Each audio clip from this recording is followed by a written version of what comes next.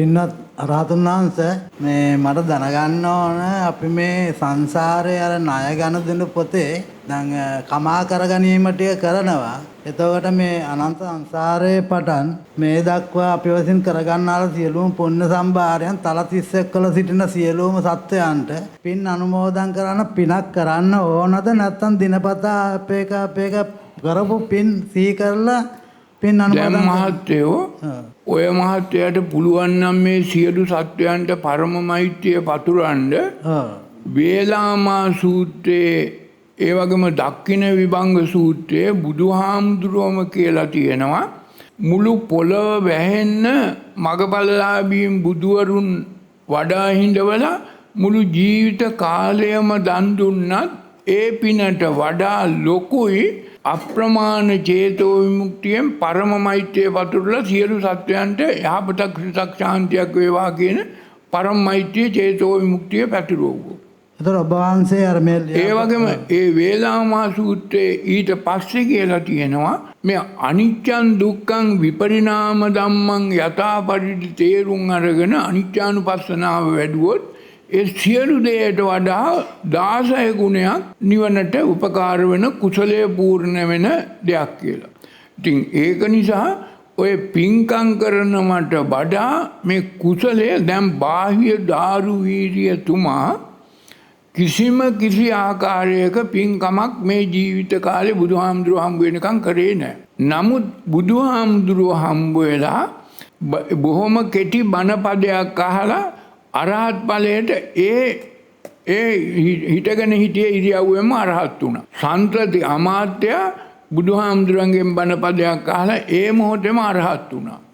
පුක්කුසාති රජුරුව අර පිදුරු මඩුවකදී පිදුරු මඩුවේදී පැය භාගයක් බණ අහලා මගපල ලැබලා අනාගාමී ඵලයටපත් වුණා. ධබ්බමල්ල බුද්ධ අරහතුන් වහන්සේ බුදුහාමුදුරන්ගෙන් බණ පදයක් අහලා අරහත් වුණා. මේ ඔක්කොම උදාහරණ.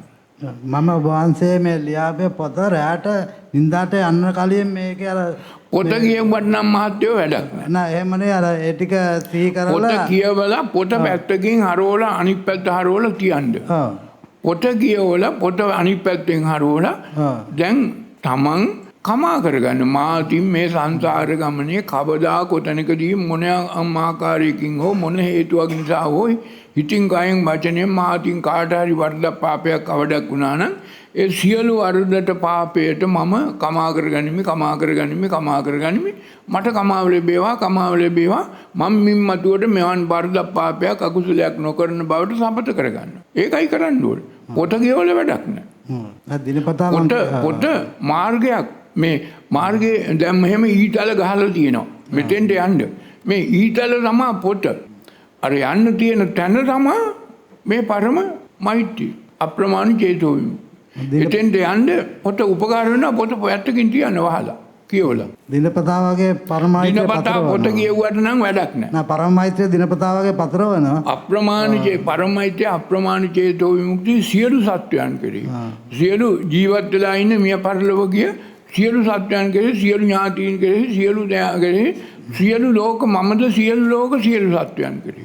පරම මෛත්‍රිය අප්‍රමාණ චේතෝ විමුක්තිය පස්සේ ඒ සියලු දෙනාට යහපතක් වා සිතක් වා ශාන්තියක් වා සුවපත් වේවා නිදුක් නිරෝගී සුවපත් භාවයටපත් වේවා ඒ සියලු දෙනාට ධර්මය අවබෝධ වේවා නිවන් දකිත්වා. ඒ යහපත්.